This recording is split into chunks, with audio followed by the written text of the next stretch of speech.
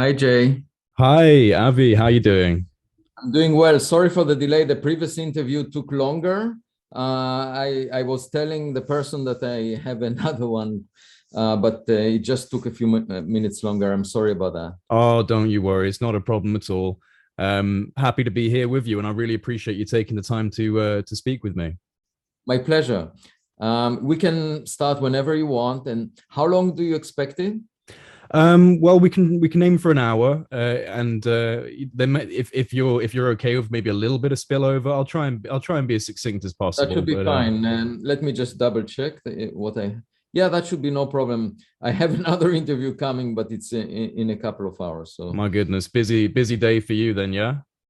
no, it's sort of typical. I had 2,000 over the past year. I had 2,000 interviews. So. Oh my goodness, yeah. Well, I can't boast that amount of numbers just yet, so 2000 is pretty impressive. But yeah, no, I'm really happy to have you here, and definitely an exciting moment in history for a conversation that has experienced decades of ridicule. Having serious academics and scientists like yourself take a keen interest in understanding this phenomenon. I mean, it's certainly laying down the necessary framework for a wider level of engagement on this issue. And before we jump into the Galileo project specifically, I'd just like to ask what first got you interested in UFOs in general.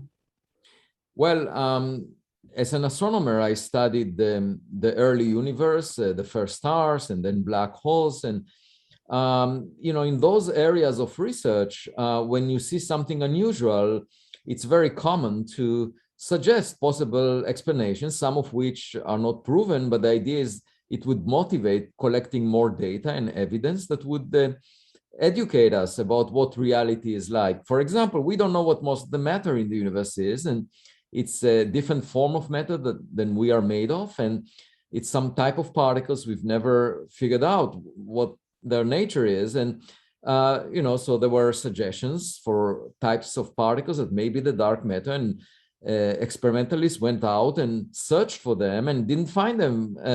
So for 40 years, we've been doing searches for the dark matter. We haven't found it, but that's the way science is done. We are sometimes searching in the dark. And I came up with that notion of the way scientific research is done.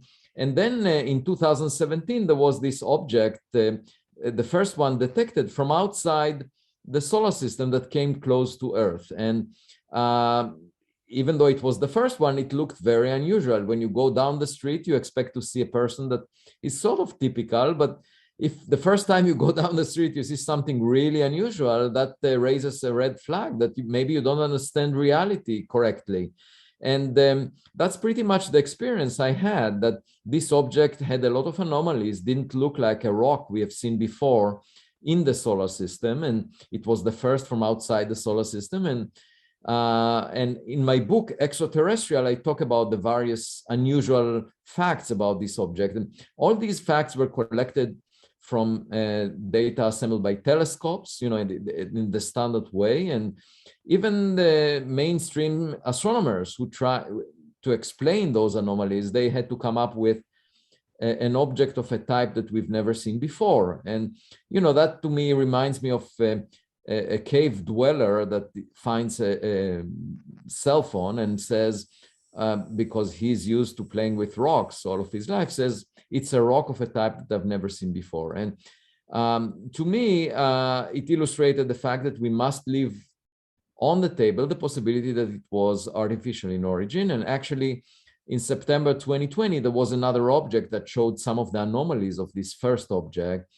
And then it turned out to be a rocket booster from a 1966 launch by NASA. And it didn't have a cometary tail, it was pushed away from the sun by reflecting sunlight, just like this first object Oumuamua was. And to me, it illustrated the fact that it could have, Oumuamua, this first object, could have been artificial in origin. And that's what led me in the direction of actually proposing to date the next Oumuamua. It's just like going on a date. You meet a person that is of interest, but then by the time you realize it, the person is gone. And in the case of Oumuamua, now it's a million times fainter than it was close to the Earth, so we can't really see it anymore.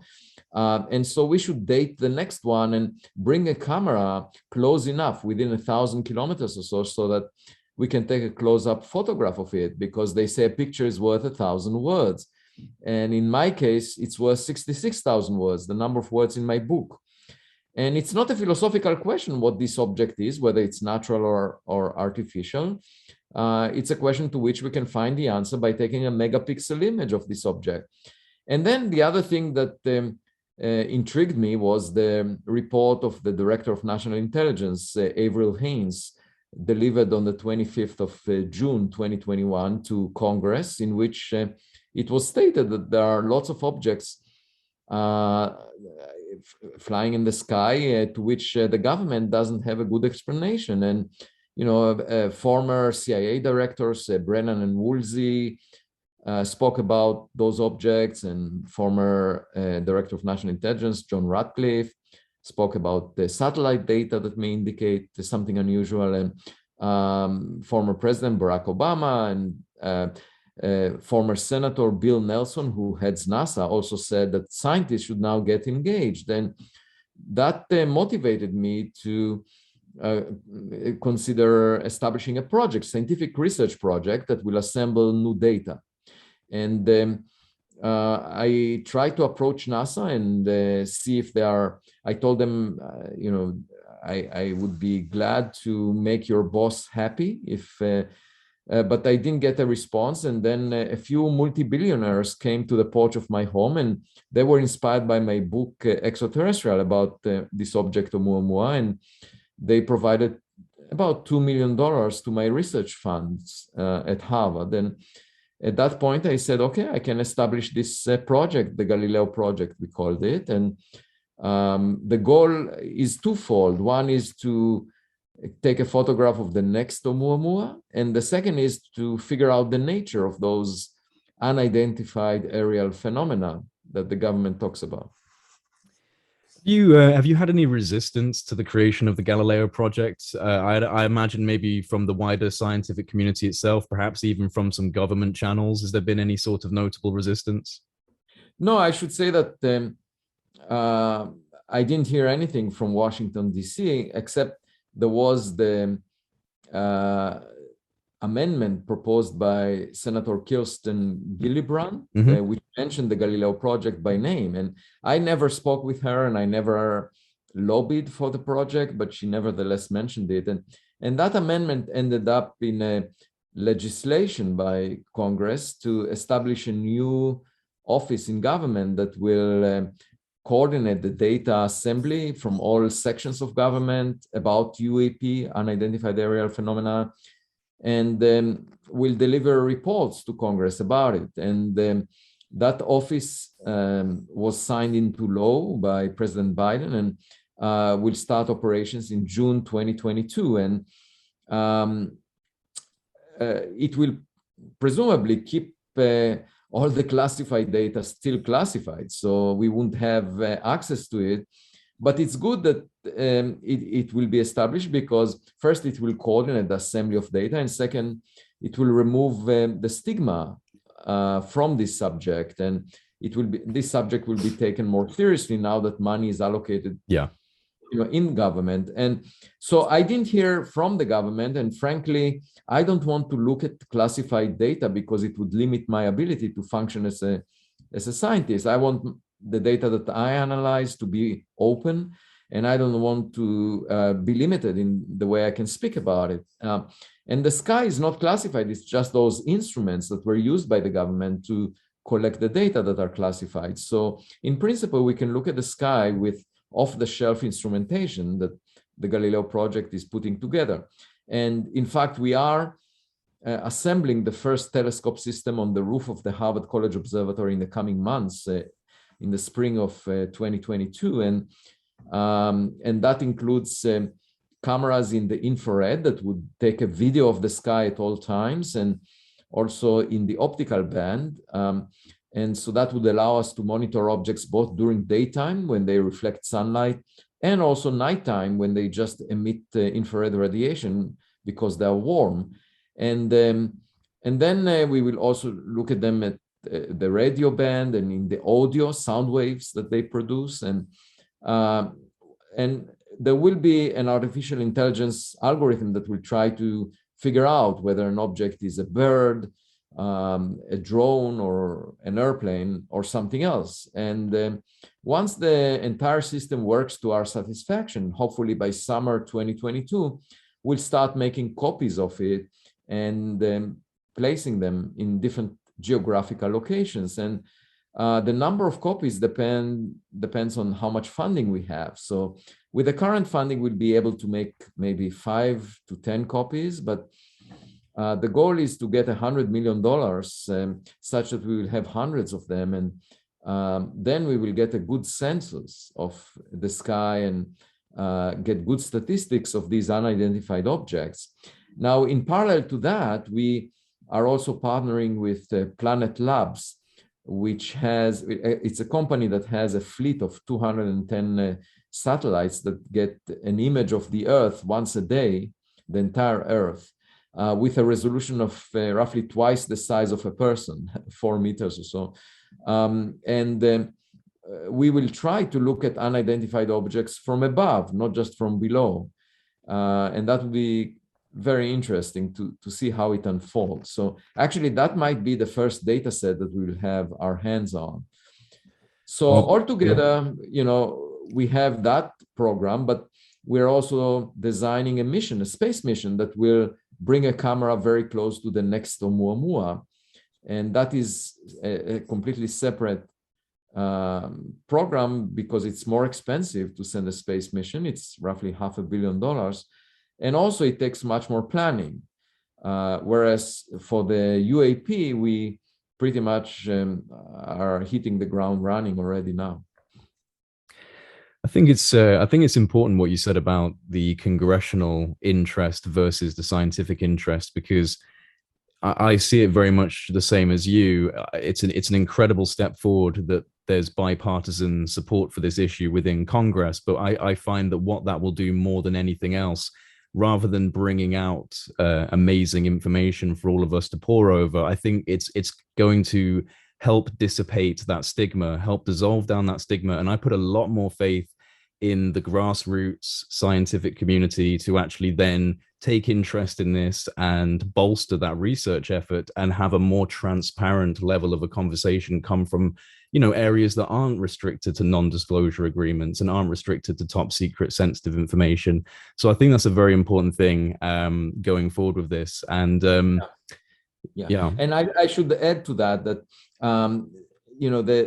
stigma and the ridicule within the scientific community is problematic because people say extraordinary claims require extraordinary evidence, but it's a circular argument, because if the study of this subject is being ridiculed, then nobody is searching for that evidence. And my statement is that extraordinary evidence requires extraordinary funding.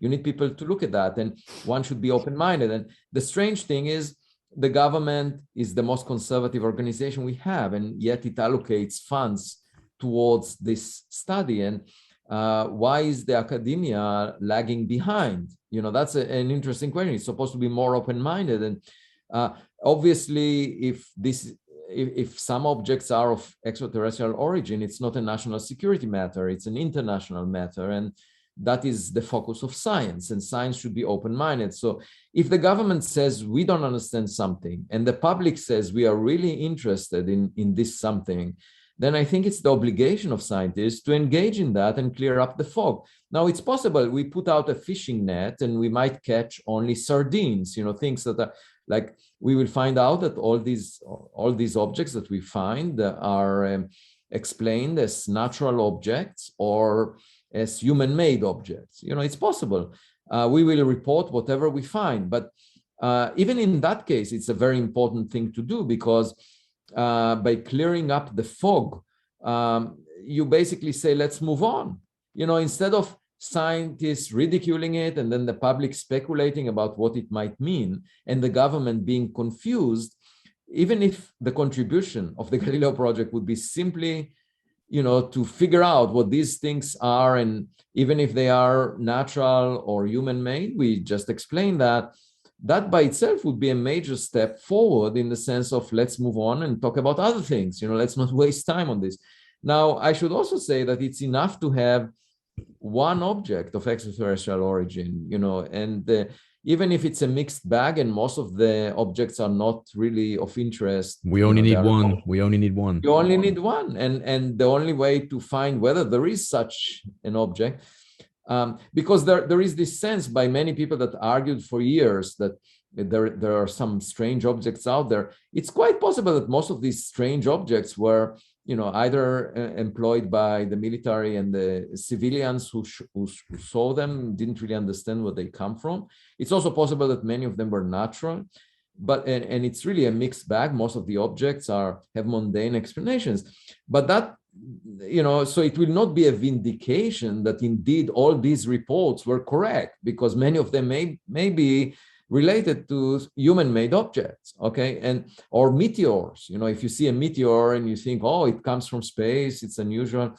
But my point is, if there are things coming from an extraterrestrial origin that are equipment that are artificial in origin, we find only one of them. That by itself is a major advance in our knowledge, and it will change our perspective and will change the future of humanity.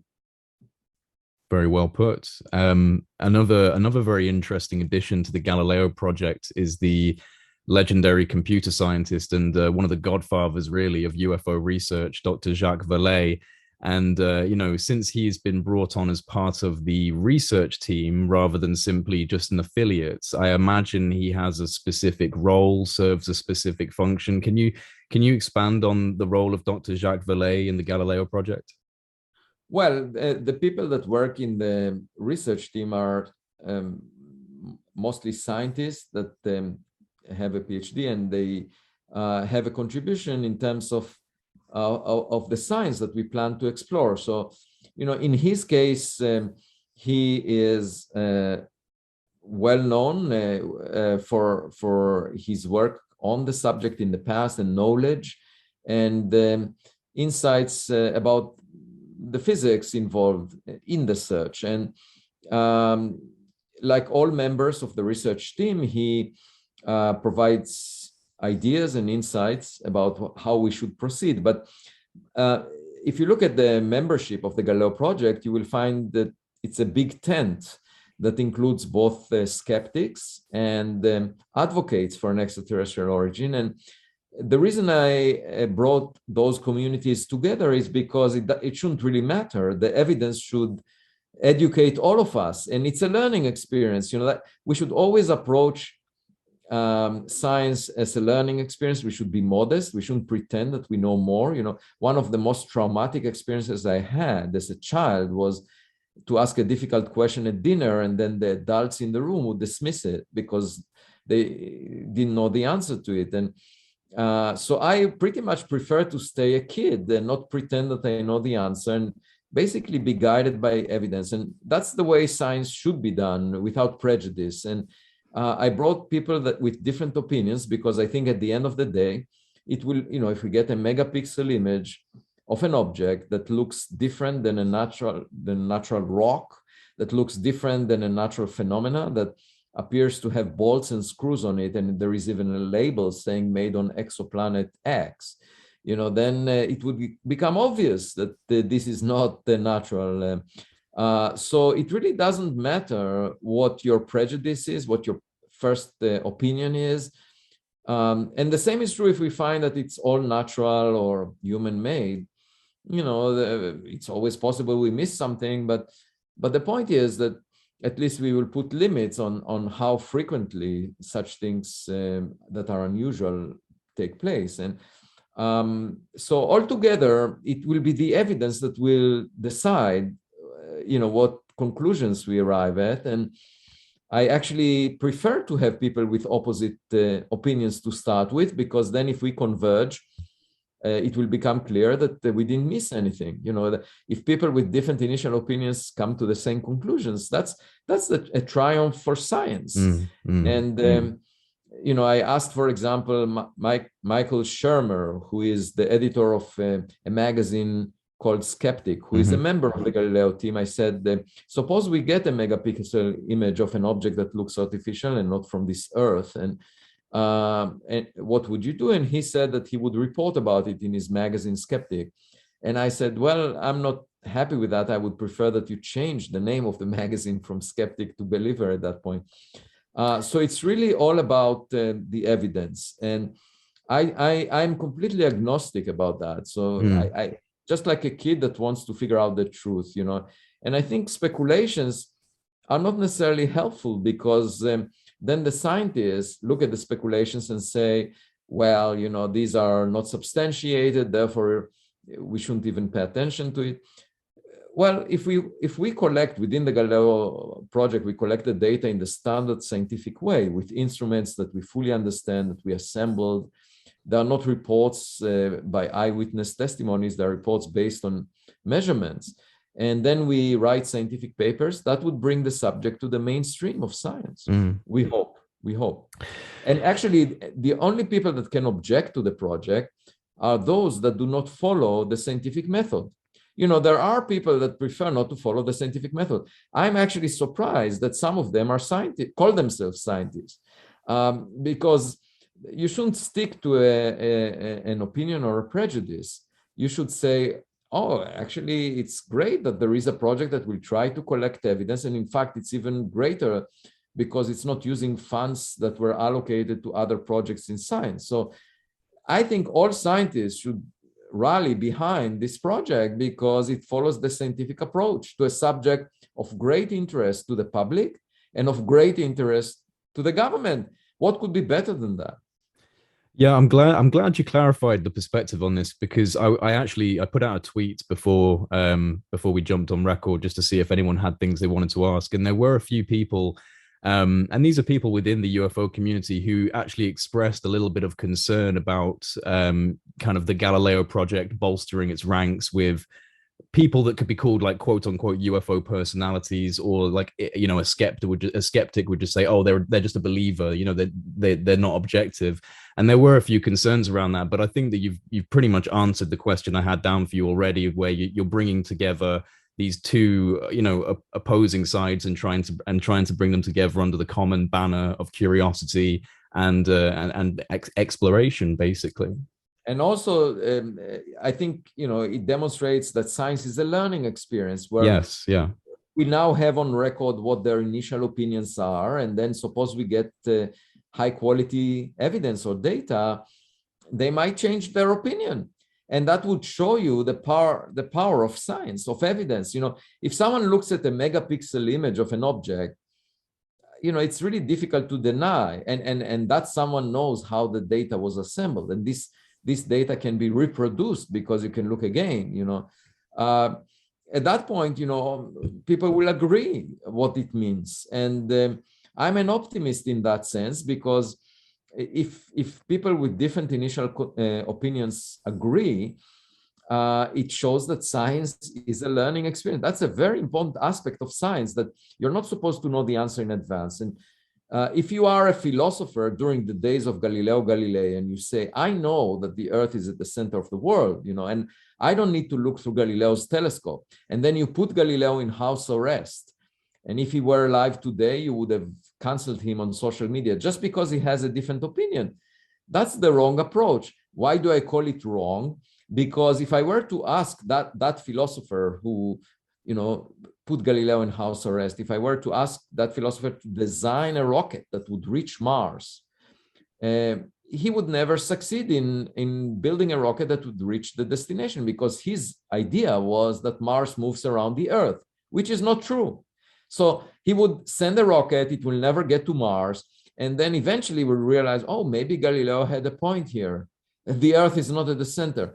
Now, of course, that would be a learning experience for that philosopher. And the philosophers might decide not to do that, not to learn from experience, but that's their problem, okay? Because NASA, all the agencies that try to launch rockets by now realize the truth, that the Earth moves around the sun. The fact that those philosophers argued otherwise 4 centuries ago Didn't matter. Nobody remembers them.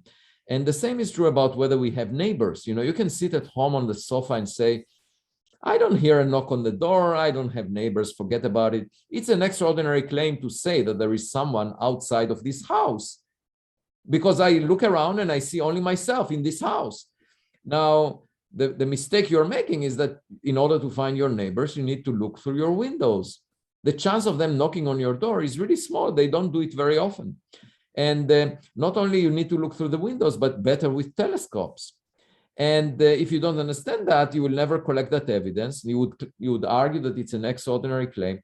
But the truth of the matter is, it will not get rid of your neighbors. The fact that you don't see them doesn't get rid of your neighbors.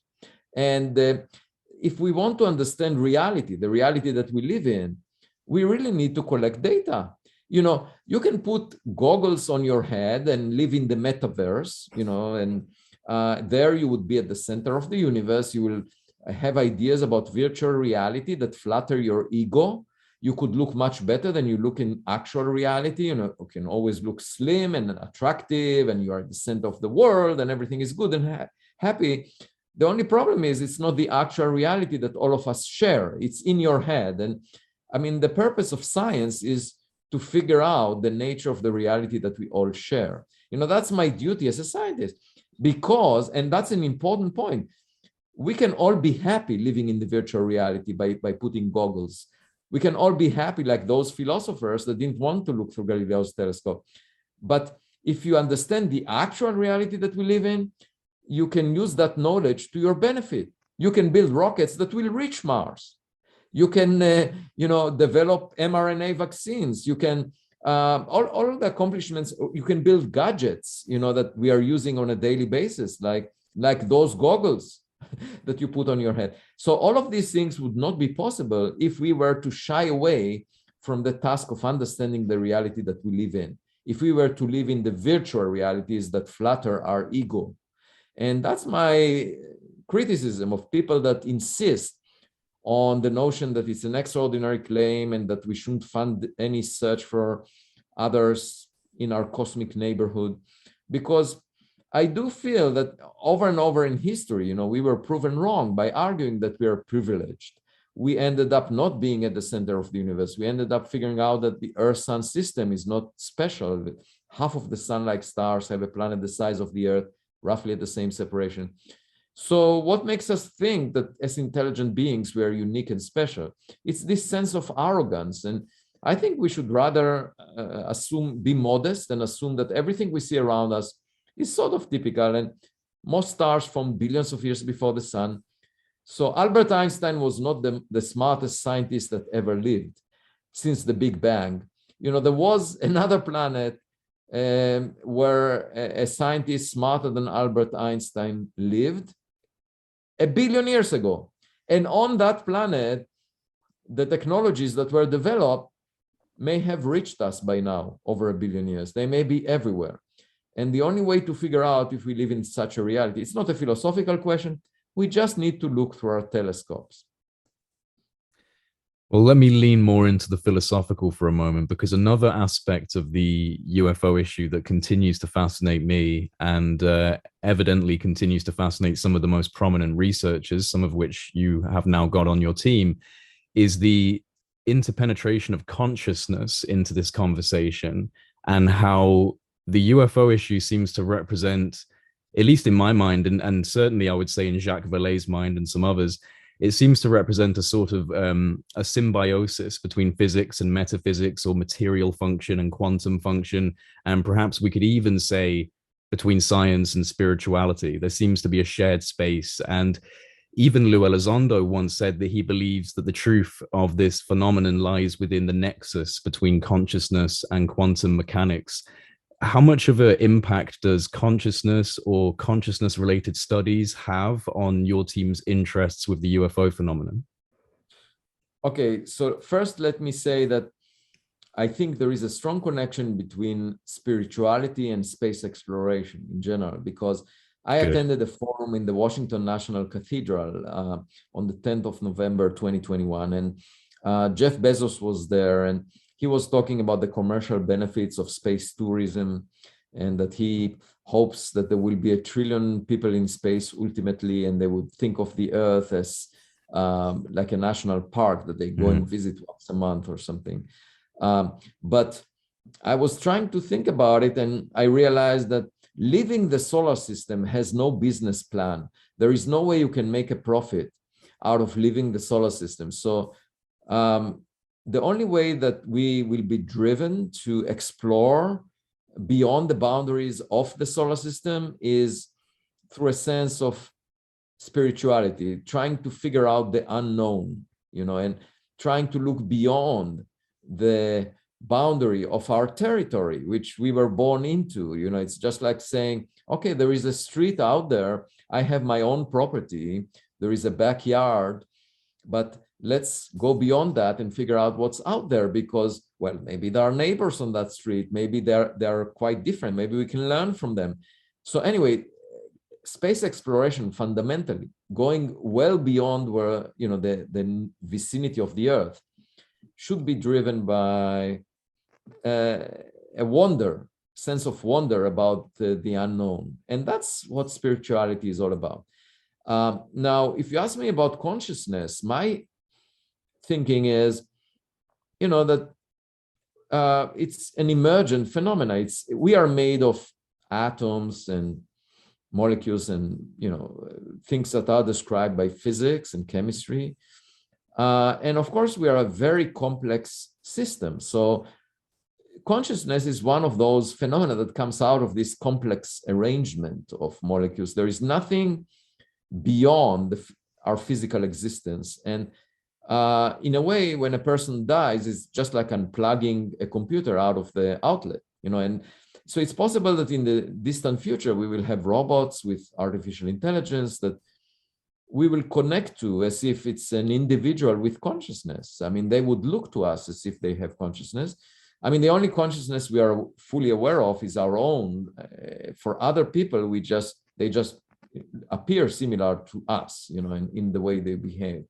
So I think there is a possibility that in the future we'll have sufficiently sophisticated robotics and artificial intelligence to get the illusion or the impression that a system that was artificially made by us has some consciousness to it. And it's just a matter of the level of complexity and the abilities, mental abilities that system will have.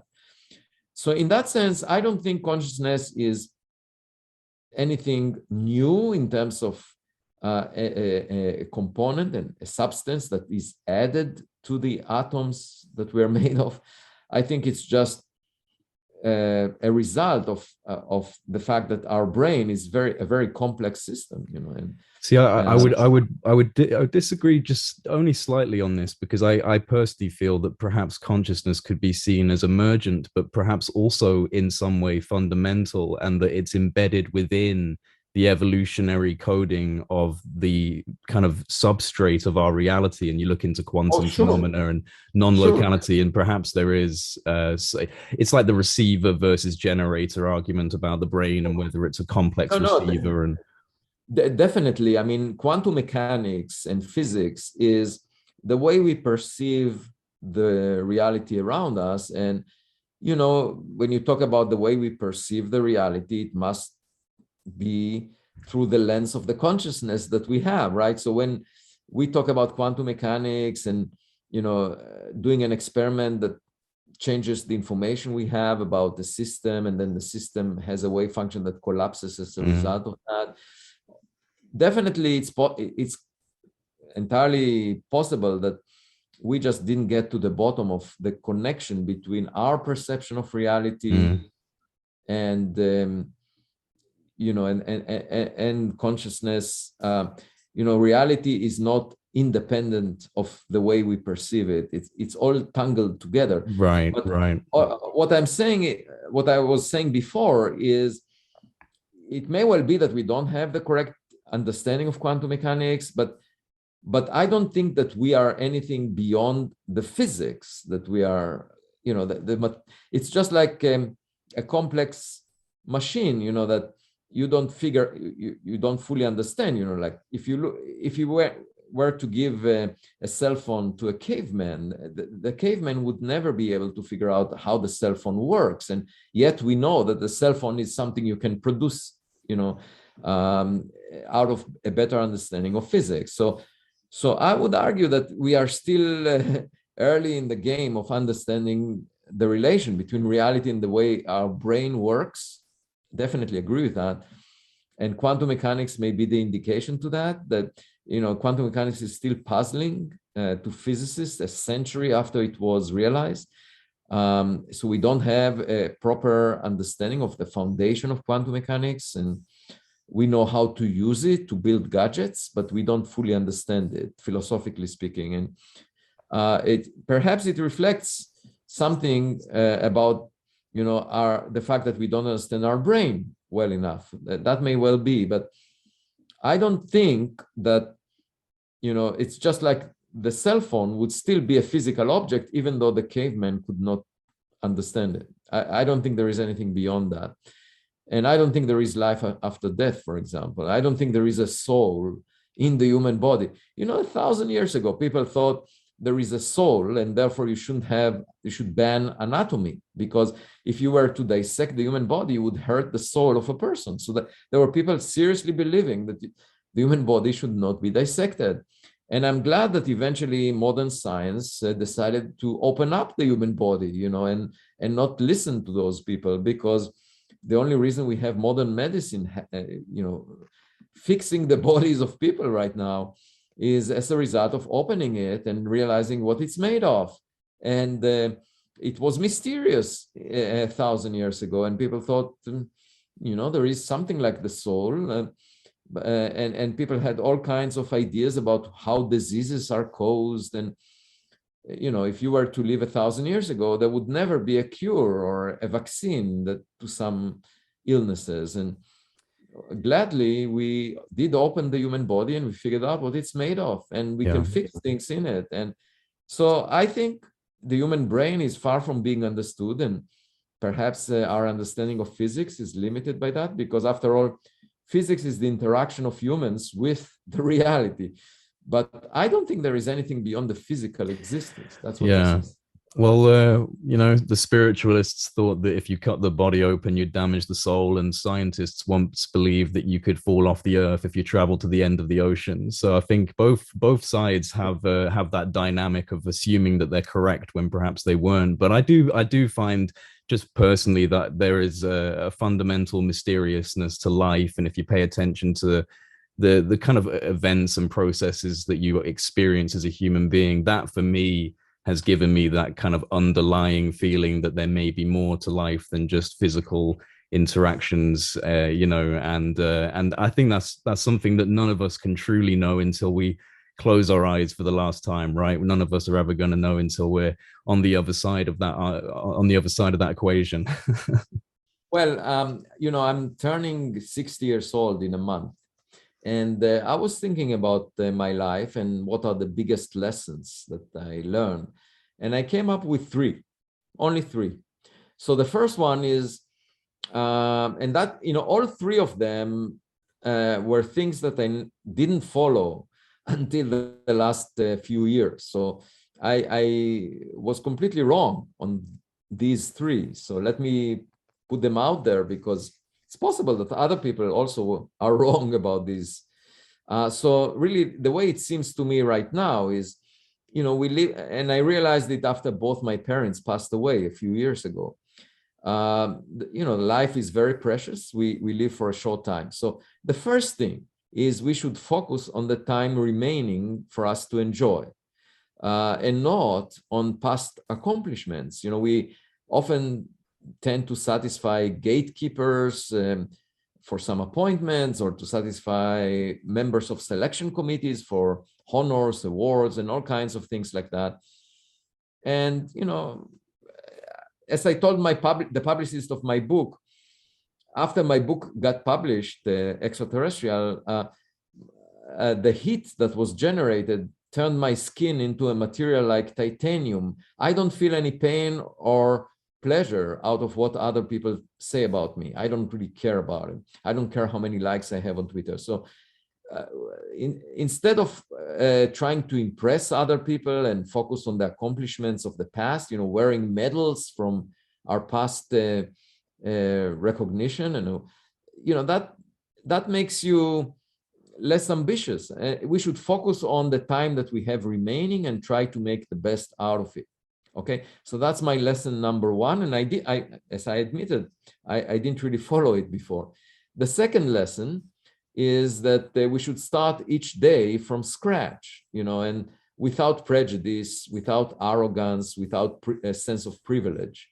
And that's important in the search for equipment from extraterrestrial civilizations, for example, because instead of feeling that we are privileged, that we are really the only intelligent species that ever existed since the Big Bang, we should start from scratch and basically say what we see around us is potentially typical, and most stars from the billions of years before the sun, and there could have been another civilization that developed technologies that we are currently developing 1 billion years ago, and they may have sent crafts throughout the Milky Way galaxy, and maybe some of them are around us. We should check for that, and so we should start from scratch without any sense of arrogance or privilege. And the third item, third lesson is that money is only helpful in buying freedom, and by that what I mean is, when I was younger, I had to worry about having enough money to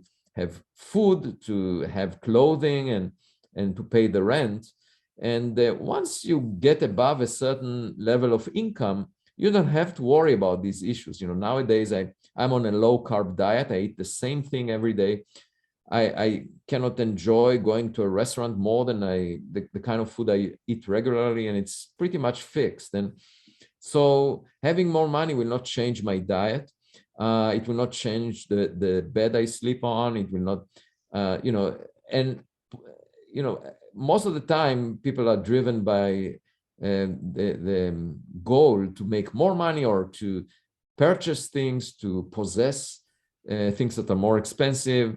To me, that's a distraction right now. I want to have my freedom, not worrying about the bills that I have to pay, but at the same time, not worrying about how to make more money, not worrying about how to buy more things. So, in a way, freedom is really what is the most precious thing. And actually, a lot of wealthy people are not free. They have to worry about making, and they have to worry about huge number of people that are employed under them. And in my mind, they are not really enjoying life the way they could have, because you can just sit on the beach and be free and just think about whatever you like. And, who cares if you have billions or trillions? The point is that having that freedom of mind and not being worried about what other people say, that's another thing, that not subscribing to social media so much, not being being addicted to what other people think, is a sense of freedom. And it's nothing that money can buy. You have to decide about it for yourself. And so this is the third lesson. It's just 3 lessons that I think are really important, and that it took me almost 60 years to learn. Important life lessons from Professor Avi Loeb. We appreciate that. I think that's really, and I resonate very much with each of those. And it's funny with the billionaires, real quick, that I actually remember seeing a survey not that long ago, and they'd done a survey on quite a large number of billionaires, and the majority of them admitted they were incredibly depressed. And I think it's exactly as you said. It's about enjoying the small things in life and being appreciative. And if you're continuously driven for more, that doesn't end. It doesn't end anywhere. You just keep going. I rest my case. And by the way, it also applies to relations with people. Yeah. If you always think the next person in line might be better than your current friends, that you want to reestablish relationships and so forth, that's the wrong approach, because very often people change. And if you grow together with another person, that the person that you live with is not the same that you met originally. And so you can build up on the existing assets that you have, rather than always change them.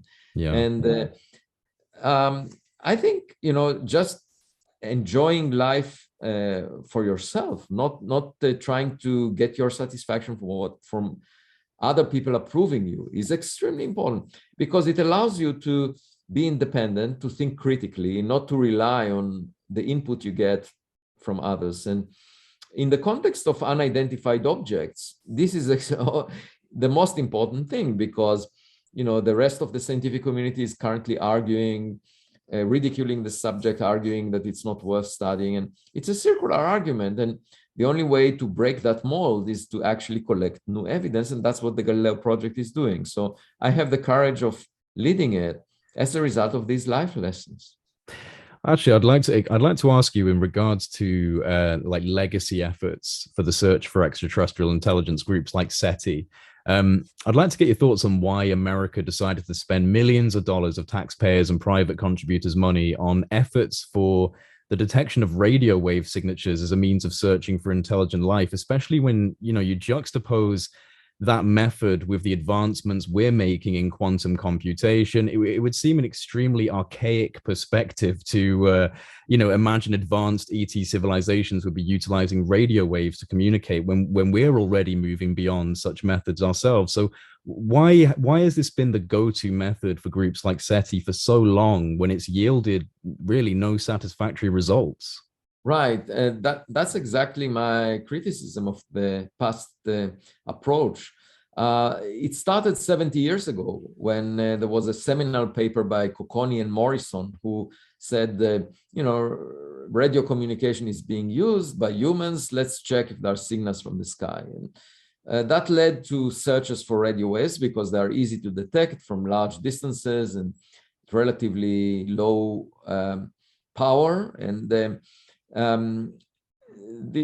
the only problem is, it's just like trying to have a phone conversation. You need the counterpart to be active when you're looking, and most of the time the counterpart may not be active. For example, we had communicated using radio waves just for 126 years since Guglielmo Marconi transmitted the first signal, and it's only 1 century out of 4.5 billion years, the life of the Earth. And it's also possible that we will develop other means of communication soon that already just by using fiber optics for communication, we are removing and not trying to search for ballistic missiles with radio waves. We're already reducing the footprint of the Earth in the radio sky of other civilizations. And my point is that there is a very narrow window over which we were using powerful radio beams. And the chance of another civilization being exactly at the same technological stage as we are is quite small. And it is arcane, as you said, to look for things that we are doing right now. It's sort of like the question by Enrico Fermi 70 years ago, around the same time that this search for radio waves started.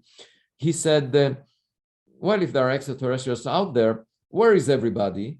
And again, it's just like a fisherman sitting on the beach and looking at the ocean and saying, where are all the fish? Yeah. And that is the wrong question, because you need to use a fishing net.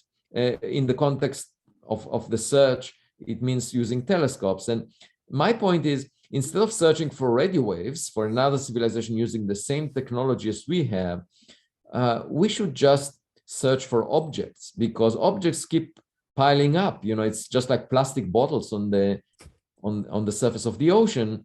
And over the billions of years that other stars existed before the sun came along, there may be a lot of plastic bottles out there with messages in them, and we just need to search. And their senders may not be around. We don't care, because you just find those bottles. Now you may say, how do we know that it's equipment from another civilization? Well, it's very simple. It's the approach that Sherlock Holmes used. Basically, we eliminate the possibility that it's natural. We come close to it and we see that it's not a rock. Okay, in the case of objects like Oumuamua from 2017 that I mentioned, or in the case of unidentified objects in the atmosphere of the Earth, we see that it's not human-made. It's not a drone made in another country. It behaves in ways that our technologies cannot reproduce, and it's not a natural phenomena. So you basically eliminate possibilities, and then whatever you are left with, that's what Sherlock Holmes said, whatever you are left with must be the truth. And in this case, it's something else from another civilization. If it's not natural to the vicinity of the Earth and it's not human-made, someone else produced it. And then trying to figure out what it is a different task. But my point is, you don't need to know in advance that they're sending radio signals or that they're sending a spacecraft that looks just like Voyager. You don't need to know that. All you need to do is eliminate the options that it's natural or human-made. That's it. And once you do that, then you can start studying it. And for example, if it's still functional, and for example, if it has artificial intelligence, you want to figure out the intent of this equipment. What is it? What kind of information is it seeking? How does it respond to our actions? And by the way, there is no protocol for dealing with such a thing, because in the past, SETI traditionally was talking about radio signals. So the nearest star is 4 light years away. It takes 8 years for a round trip of communication, and that's the nearest star. A star on the other side of the Milky Way galaxy, communicates over timescales of tens of thousands of years. So there is no urgency in developing a response. You can think about it and decide what to do. But if you have an object next to you, just like a visitor in your backyard, you have to decide immediately what to do about it and what its intent is. And so we don't have a protocol. There is no organization that represents Earth, and no decision about what to do if there is a piece of equipment that we find in our backyard. And that's another thing that needs to be dealt with. And we have, within the Galileo Project, we do have a team, a subgroup that is thinking about it. What would be your personal prerequisite for coming to the conclusion that we're in communication with extraterrestrial intelligences? What would you need to make that statement? Well, it's very simple. First, I want to say that this issue is not a philosophical question. It's just a matter of, for example, getting a high-resolution image of an object that shows that it has bolts and screws and so forth. Now, it doesn't need to be functional. It could be defunct. For example, Voyager or New Horizons, 1 billion years from now, will be just space trash. So it's possible that space is full of trash, and we can just find it. And Oumuamua, this object from 2017, was the size of a football field. NASA never sent a spacecraft the size of a football field. So it may well be that there are many more objects that are much smaller than a football field, and we weren't able to notice them because they're too small. They reflect very little sunlight, so our survey telescopes never noticed them. Only over the past decade, we built a telescope that can find an object from outside the solar system as big as a football field, so in the vicinity of Earth. So it's quite possible that there is a lot of trash out there. And that would mean that we will not communicate with it, we will just find it. If we find a plastic bottle on the beach, we know that it was produced artificially, it's not a rock. But we can't tell how long ago it was produced necessarily, unless there is a date on it. And we can't tell who produced it unless there is a label on it. So, we have to look at it and study. And then in terms of contact, I don't think it will be biological creatures. If it is functional, it will be artificial intelligence, because, biological creatures were not designed to survive for long periods of time in space. They are unless they can do some sort of instantaneous travel, and distance isn't a problem for them. Time and distance might not be a problem. But we don't know of a way of doing that as of now. If it is possible, if it is possible, maybe they did it. And of course, one way to find out is to look around and see if they are out there. But if I had to guess, based on what we know, based on what we are producing, I would say equipment with artificial intelligence. Now that can outsmart us, and it could be fully autonomous. I call these AI astronauts, that operate on their own. They don't need guidance because the distance between stars, is huge, and there is no point in such a system to wait for guidance about what to do. I mean, right now we have the Perseverance rover on Mars, and it does get guidance from engineers in the Jet Propulsion Lab in Pasadena, but that's just because the distance is quite small, and also we haven't developed yet AI astronauts. But in the future, I can see a future where we have equipment that is fully autonomous. It doesn't need any guidance from us, and it learns from experience through machine learning. So the way I think of it is as our technological kids that we send into space, and I'm very proud of that. I don't want to go necessarily to space on my own for a long trip, but I'm happy with sending AI astronauts that will fulfill the guidelines that they give them, just like sending your kids into the world. For a while you educate them, you give them the principles that you want them to abide by and the goals that they may have in life, and then you send them to the world. I'm not a parent that overlooks what his or her kids are doing. I'm not such a parent, and I enjoy having my daughters being independent, and so I would be happy with sending those AI astronauts and being proud of what they accomplish in space. And I think that is pretty much the future of space exploration. It's not humans going, it's not Star Trek.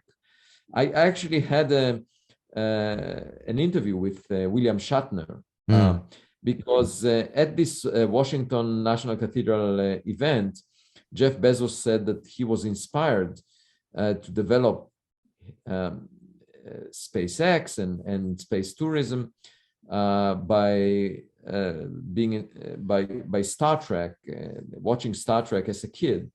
And I was sitting next to Avril Haines, and the director of national intelligence at the time that he said that, and I said, I never found the storyline of Star Trek compelling or exciting because it violates the laws of physics as we know them. And she said, well, we have to work on you, Avi. And then I mentioned it in an essay that I wrote for The Hill. And the same day I got an invitation to speak with William Shatner. And I spoke with him and I said, look, William, you probably understand it the best, that the difference between virtual reality and the actual reality, because you played the role of Captain Kirk on USS Enterprise and in Star Trek for many years. And then half a year ago, you went on a vehicle that Jeff Bezos constructed to space. And you probably appreciate the difference between going to space in actual reality versus the virtual reality. And he completely agreed with me. He agreed that it's a very different experience. With the 4 years worth of dissemination on the US government's internal interests with UFOs that we've seen occur pretty much since 2017, when the New York Times article came out, up to present day with all of the different changes, is certainly opened the door wider in respects to looking at the US history on this issue and recognizing that there really has been a concerted and in some aspects possibly illegal effort to keep this subject out of the public perception, out of the scientific community for over 70 years. I mean, we're looking at 7 decades worth of secrecy, perhaps even 7 decades worth of clandestine research and development. How does it make you feel to know that scientific intrigue and exploration on a topic that has monumental, both scientific and philosophical consequences for the human race has been suppressed for over 70 years? Well, that's very unfortunate, because I do think that in order for us to learn about reality, we need to apply the scientific method where we collect as much evidence as possible. And if you ridicule the subject, then that evidence will not be collected. So we will not we will speculate, and the scientific community will ridicule the subject, but we will not make progress. We will not know more. And the only way to know more is to be open-minded and just apply the scientific method and fund the search, because in science, very often, you're searching in the dark. For example, we don't know what most of the matter in the universe is, the dark matter, and we've been searching for 4 decades for specific types of particles. We haven't found them. And so it's completely legitimate within the mainstream of science to search in the dark. And whatever you find, you report about. And the same approach should have been taken in this case. Instead, it was ridiculed and the public had to speculate. And that's not a healthy situation. You want to clear up the fog so that even if there is nothing out there, and it can all be explained with mundane explanations. That is a major progress if you were to say, okay, let's leave this subject behind us. We cleared up the fog. Now we know there is nothing out there that is of great interest, and we just move on. But that was not done, as you said. And with respect to the government, I don't think, personally, I don't believe in conspiracies within government. I do think that the government is very often incompetent. That I do think. So it's possible that data was collected, and the reason it was not revealed is because it was collected by sensors that are classified. Okay, so the government is always trying to hold on to the data that it has, because otherwise adversaries, other nations will know what kind of instruments we're using to monitor the sky, okay, in the US. And that is completely understandable. So it's possible that those instruments picked up data on things that we don't understand. And, it's not the role of government to worry about things we don't fully understand that are part of, that are not part of national security. And then, of course, this report that came to Congress admitted that there are such objects that the government doesn't understand. So I think the government is sincere about it. There are things that look really weird, whose nature is unclear, and you need scientists to figure out what they are. And politicians are not trained to do the job. And the military is really about defending the nation. And if you see things that do not belong to other nations, then it's not a matter of national security as much as it's an international matter. It's the kind of thing that scientists should be engaged in, okay? And that's where I think we are right now, that we are at a juncture where the Galileo Project, is the first well-funded project with more than 100 scientists that will address this subject using the scientific method by building instruments. And, the observatories that astronomers developed in the past are not really suitable for this study, because if a bird flies above a telescope, then the astronomers ignore it. They focus on sources that are very far away. And in the Galileo Project, we will follow that object.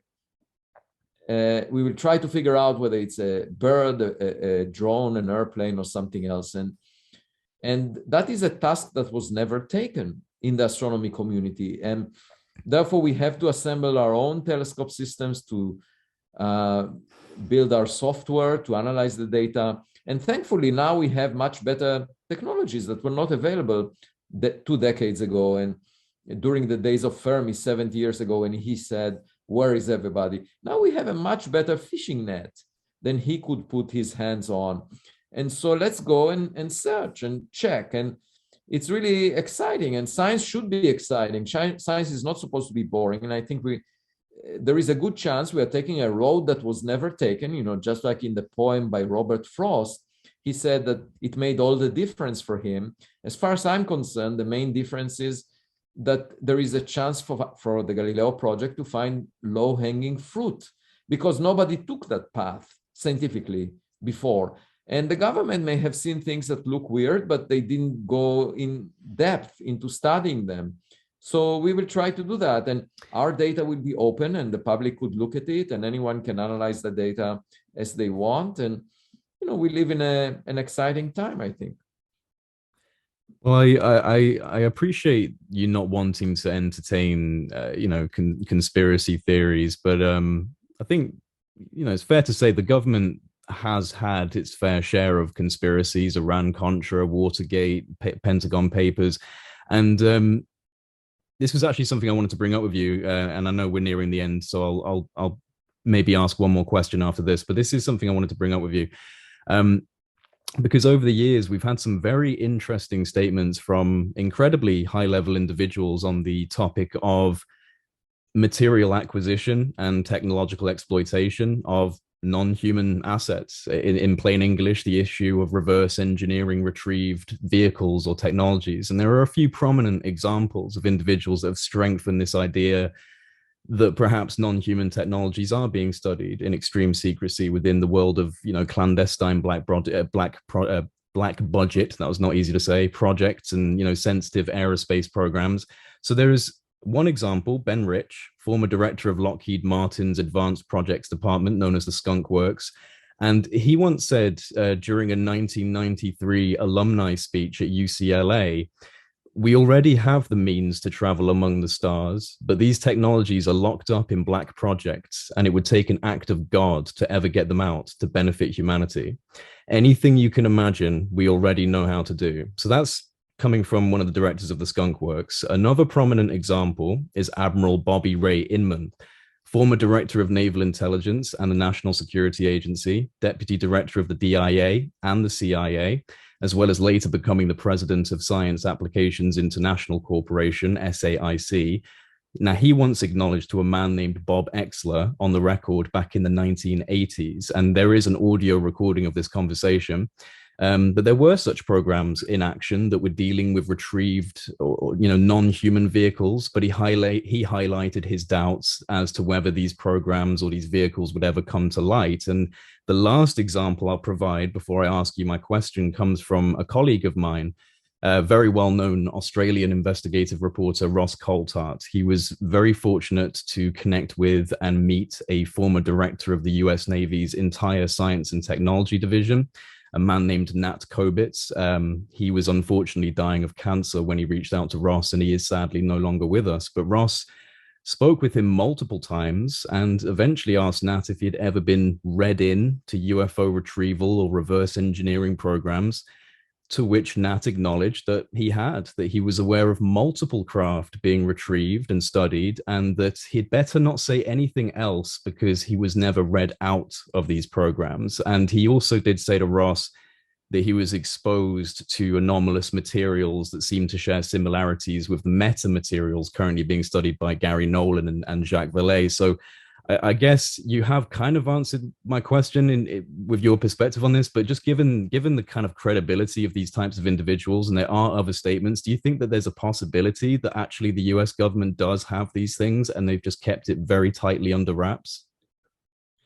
Well, everything is possible. I respond to that in a similar way to my response to the classified data that we've never seen. I didn't see the classified data, maybe of much higher quality and very highly respected individuals that had access to that data spoke about it as a serious matter. And of course, psychologically, that's very intriguing for me, and that's why I established the Galileo Project. But as a kid, I want to put my hands on something like that before I believe it. I want to see it. I want to use my instruments to detect it. I want to see it in front of me, and I haven't seen it. So all I can say is that it's very intriguing, and maybe it's true, maybe not.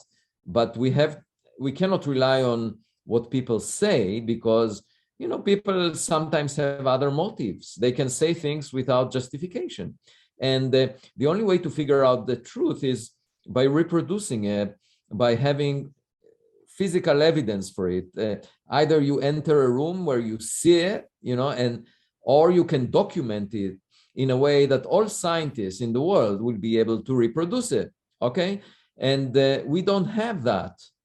So it's what we have is some people saying some things, and to me, it's not sufficiently credible. I mean, of course, it's I think intriguing. it's just taking into account their level of their bona fides and the type of career they've had. I think that I totally agree with you in terms of objective scientific data points. It's not something that can be quantified and put into practice, but it's Well, certainly. I wish we could have access to the actual physical Oh, evidence, me and too. until so it's the same thing with classified data in general. The government may have exceptional data of exceptional quality, and as a scientist, I cannot really write a scientific paper or say wholeheartedly that I believe that what this data means, because in order for that to happen, I need to be able to apply my analysis to it. So if there is something physical, I want to be able to use instruments to measure its properties, and just by people saying that it exists somewhere, that's not sufficient, because science is about reproducibility of results. Now, it's possible that it's true, but if so, if these objects exist out there and the government noticed them and the government even put its hands on some of these objects, as scientists, when we go out to those expeditions, we should see it. We will find it. So just stay tuned. There might be low-hanging fruit if indeed it's common. And my hope is that we will be able to report back in a way that is transparent, not like those people who signed NDAs and cannot speak about it. So we need to bring some transparency to this subject. And there is no point in hiding the evidence if it affects all humans. It's not a matter of one nation versus another. The way I think of it is, when humans worry about national security, like there was a defense bill in the US for 2022 that was $768 billion, and it was dedicated to defending the US against other nations. And if you think about it, it's just like kids playing in a playground and trying to win in the game, but they're playing, let's say, with toys that look like cars, but then a real car appears on the street next to them, and it comes from a city far away, and then it will change their priorities when they see it, right? So if the Galileo Project finds a piece of equipment that came from another civilization that is real, and then it may motivate us to invest $1 trillion per year in this subject, figuring out where this car on the street came from and what it represents. And that's a huge sum of money. That's thousands of times more than the biggest science projects that were ever funded. And then we could, of course, build much bigger and better telescopes than the Galileo Project is planning. We can send probes to the cosmic neighborhood near us to figure out what else is out there. But it will have a huge impact on us. And I really think that for the better future of humanity, we should understand the neighborhood we live in. The fact that we don't see a claim that we don't see neighbors, or that some people may hide this information in some way, that will not get rid of our neighbors. And so let's be brave and seek that evidence. Avi, thank you so much for taking the time to speak with me. I think that these conversations are extremely important as we progress our understanding of this issue, and I sincerely wish you and your team the very best with your mission going forward. It's been a real pleasure to speak with you. Thank you so much. It was a very pleasant conversation. I really enjoyed it.